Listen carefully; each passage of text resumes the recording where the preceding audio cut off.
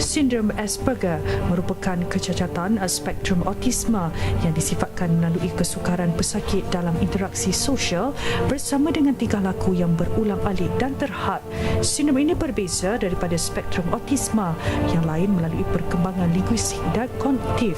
Mereka yang mempunyai sindrom Asperger menunjukkan pelbagai ciri dan masalah yang berbeza, menyebabkan kekurangan dalam kemahiran berkomunikasi dan untuk hidup bermasyarakat. Bukan itu sahaja, mereka yang berhadapan dengan sindrom Asperger juga sensitif kepada bunyi, rasa, bau dan cahaya. Adalah penting untuk mengetahui bahawa mereka dengan sindrom ini melihat dunia dengan sudut pandangan yang berbeza sama sekali. Secara takrifan, mereka dengan sindrom Asperger kebiasaannya mempunyai IQ biasa dan hanya menunjukkan kemahiran atau bakat menonjol di dalam bidang tertentu sahaja. Okey. Jadi Cik Zamri ada yang ingin ditambah, itu tadi diberikan definisinya Asperger atau Asperger dalam, kalau bahasa Melayu Asperger lah. Ya, betul. So apa yang diterangkan tu betul lah. Cuma bahasa mudahnya kalau kita nak terangkan pada orang biasa, dia ni ada masalah yang tingkah laku dan sosial. So tingkah laku dan sosial ni dia pertindahan dia di kawasan itulah. So yang paling obvious dia ada masalah sosial lah, whereby di mana dia sukar untuk dia memahami tata cara sosial biasa. So itu yang paling ketara lah. Dan mungkin bagi mereka yang masih belum jelas tentang apakah itu Asperger ke atau autism, yang meminati filem Hindustan yang My Name is Khan, tu antara contoh Ya, tu antara contoh. So Asperger adalah satu cabang daripada autism spectrum disorder dia panggil. So di bawah autism spectrum disorder kita ada Asperger, kita ada autistic, dan kita ada Rett syndrome, dan kita ada dia panggil PDD-NOS, pervasive development disorder, not otherwise specified. So ada banyak cabang. So Asperger adalah salah satu. So secara umumnya ASD tu ataupun Autism Spectrum Disorder, dia ada tiga lingkungan, tingkah laku, sosial dan komunikasi. So apabila dia ketiga-tiga ni kita ditindankan, autistik akan ada ketiga-tiga masalah. Asperger ada masalah sosial dan behavior. So itulah kedudukan Asperger. Dan oleh kerana kalau macam autism pun dia bukan kekurangan atau kekecatan dari segi fizikalnya, kan? Jadi Asperger ni bagaimana agaknya selalunya didiagnoskan dalam pada seseorang kanak-kanak? Itulah kalau dari segi lahiriah kita takkan nampak seorang anak tu ataupun individu tu Asperger ataupun autistik. So antara ciri yang kita boleh kena pasti adalah individu Asperger ni dia akan fokus kepada details, sangat detail satu perkara yang dia minat. Perkara yang dia tak minat tu dia tak tu lah. So saya ada beberapa kriteria. Mungkin saya boleh bacakan di sini. Okey. Antaranya yang pertama tadi, beri perhatian kepada perincian, sangat detail. And dia punya kemahiran yang sangat tinggi pada bidang-bidang tertentu, tapi dia lemah daripada segi lain. Contohnya dia mungkin cemerlang dalam akademik, tapi dia punya kemahiran hidup dia macam memasak ke mengurus diri, dia ada lebih ada kurang. Kat situ dia punya beza dia. And then antara lain adalah dia lebih kepada logikal bila dia berfikir. So dia tak kisah dengan emosi orang lain. Sebagai contoh, bila kita tanya pendapat dia tentang diri kita, dia akan cakap sejujur-jujurnya. Straightforward. So selalu timbul masalah. So dalam sosial itu yang menimbulkan masalah, sebab dia tak tahu QQ sosial. Kalau kita yang yang biasa ni kan, kita boleh faham dalam komunikasi, kita boleh faham sama ada orang tu marah ataupun orang tu suka ataupun tak suka. Jadi kena ibu bapa tu, peranan ibu bapa penting dalam mengetahui anak mereka tu ada Asperger atau tidak. Usia berapa dah kalau kita boleh tahu? Daripada daripada anak-anak, daripada dia mula nak bertutur, dan kita dah boleh dapat kesan. So kalau ada syak anak kita ada masalah, bawalah jumpa pada pakar Perlu kanak-kanak. pendidikan yang khusus juga dalam ibu bapa ni. Sebab mereka perlu kita panggil dia intervensi awal. Maksudnya kita perlu beri perhatian pada kanak-kanak, sebab bila dia dah dewasa nanti sukar untuk dibentuk. Okey, dan kita sebenarnya ada satu kisah yang ingin dikongsikan yang mengenai seorang kanak-kanak yang memang disahkan menghidapi Asperger, dan kita nak lihat bagaimana keadaan adik ni dan juga bagaimana ibu bapa membesarkan Anak ini. Ya, Ya, okey. kita saksikan.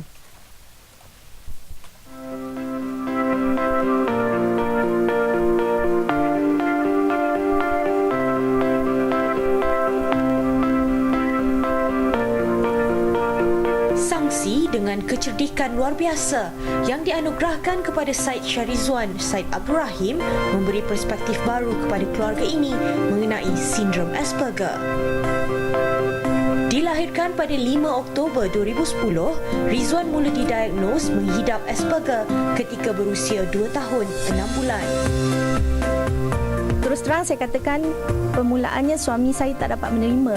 Dia menganggapkan kepandaian Rizwan tu memang anugerah pada dia. Tapi saya dapat rasakan sebab Syed Syarizwan ada abang-abang yang ada kakak, dan abang-abang dia memang cerdik. Tapi tak ada masalah seperti Rizwan. Pernah bertugas sebagai guru tadika, Siti Norizan menghadapi cabaran terbesar apabila anaknya memasuki alam persekolahan. Di sebalik pencapaian akademik yang memberangsangkan, Rizwan turut menimbulkan kerisauan apabila dia sukar untuk berkawan. Do you have Malay friend? I don't know. Dia menghadapi masalah sosial yang paling teruk. Dia tak ada kawan. Bila dia balik satu hari tu, dia menangis, dia memberontak sebabkan kawan-kawan dia mengatakan yang dia gila. Masa tu memang saya memang tak dapat nak menahan rasa sedih sangatlah kan. Sebab apa yang dia balik, dia akan kata I don't have friend. Rizwan terlebih dahulu dikesan mempunyai permasalahan deria apabila dibawa ke Persatuan Kebangsaan Autisma Malaysia, NASO. On the blender now.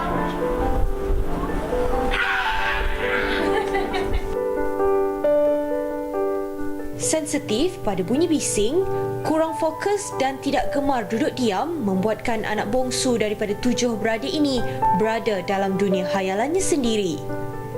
Demi perkembangan otak Rizwan, Norizan mengambil inisiatif memulakan terapi yang dipelajari menerusi forum-forum di internet selain terapi gerak kerja dan pertuturan yang diterima anaknya. Dia boleh membaca pada usia setahun 8 bulan, English dan bahasa Malaysia tanpa diajar.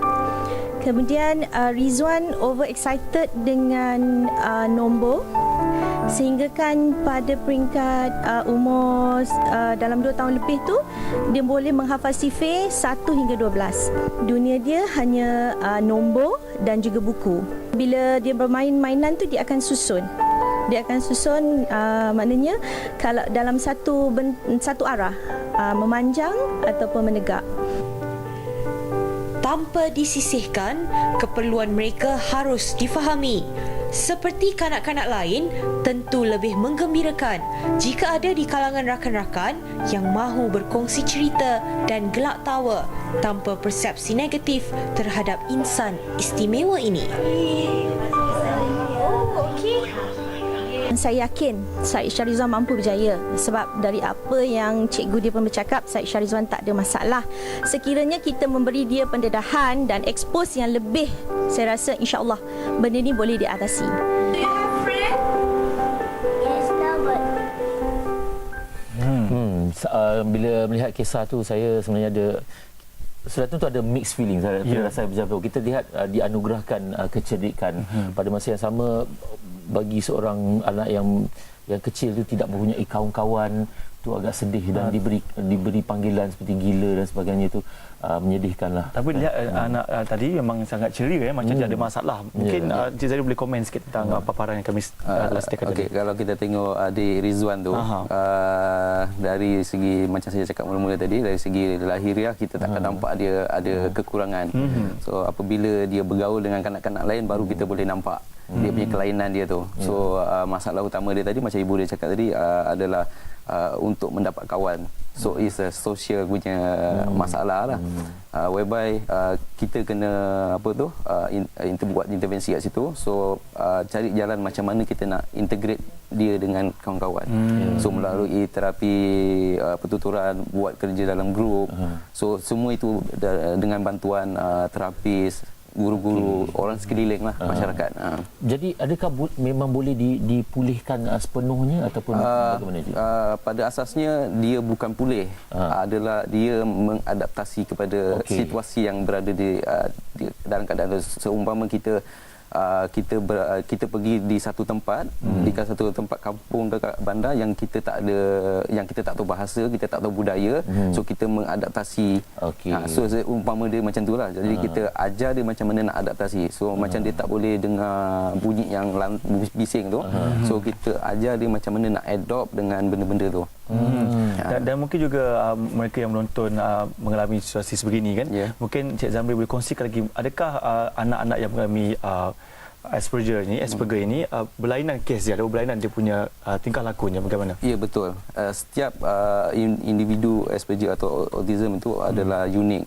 Tak semestinya kalau kita tengok adik Rizwan tadi dia very mild. Very mild maksudnya very light, tak nampak sangat. So bila dia berinteraksi dengan kawan-kawan baru kita nampak. So ada yang severe. Severe obviously dia memang dia tak campur orang, tak apa. Itu yang ada beza, maksudnya ada tahap rendah, ada tahap tinggi. So dia tak ada yang bila kita kata Asperger dia satu pattern, tak ada. Lain-lain.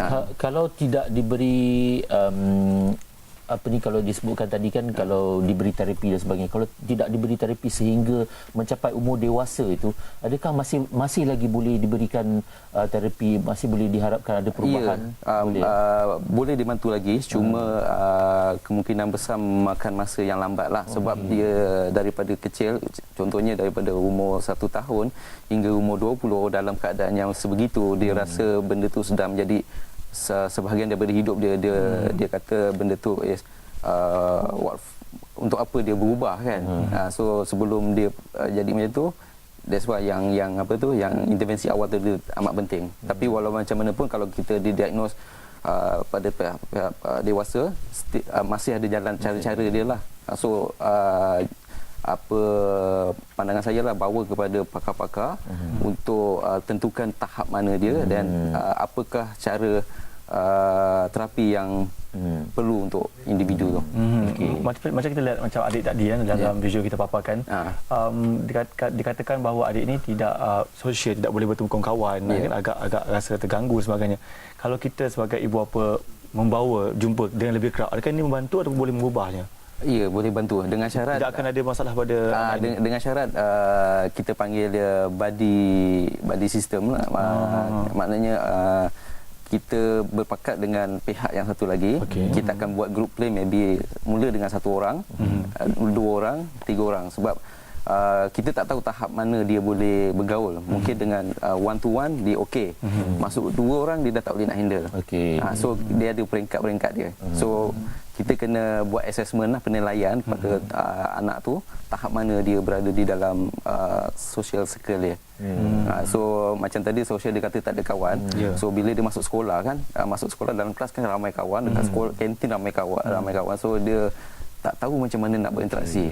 So jadi dari segi itu, kalau dari segi pendidikan sekolah dan sebagainya, Cik Zamri, adakah mereka harus dihantar ke sekolah biasa ke, ataupun sebab dari segi pelajaran mungkin dari segi akademik itu mungkin cemerlang, tapi nak mengadaptasikan diri dari segi sosial tu agak itu yang timbulnya konflik antara ibu bapa dan pihak sekolah lah.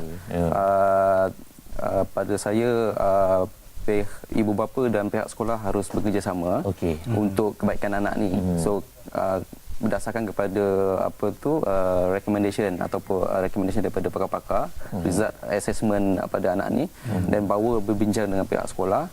Kalau macam Rizwan tadi tu, kalau kita tengok akademik memang tak ada masalah, cuma perlu dibentuk dari segi sosial. So saya rasa tak banyak masalah.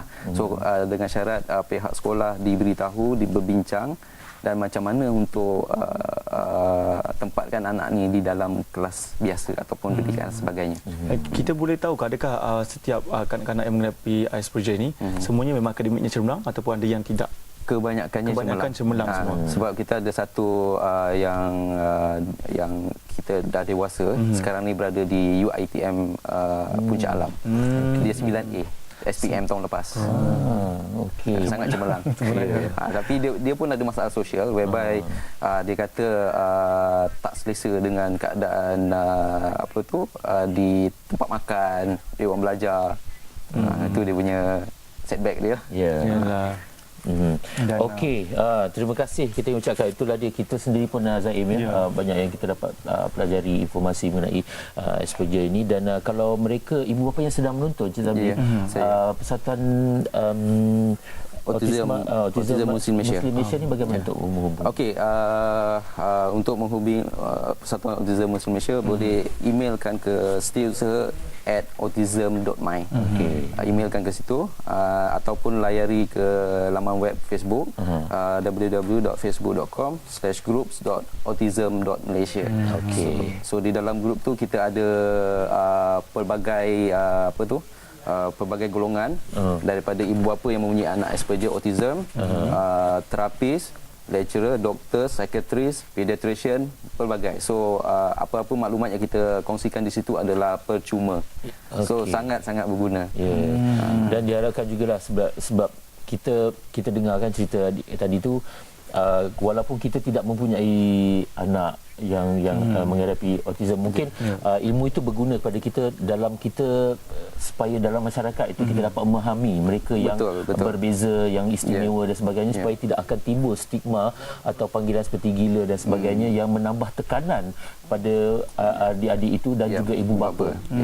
Dan terima kasih sekali lagi diucapkan. Terima kasih. Dan terima kasih. Dan episod kata-kata dia sebenarnya jangan sisihkan mereka. Pastikan kita bawa mereka, berkenalan dengan mereka, bimbing mereka, kerana mereka ni mampu menempa nama di mana saja mereka berjaya. Dan bercakap pasal ini, selepas ini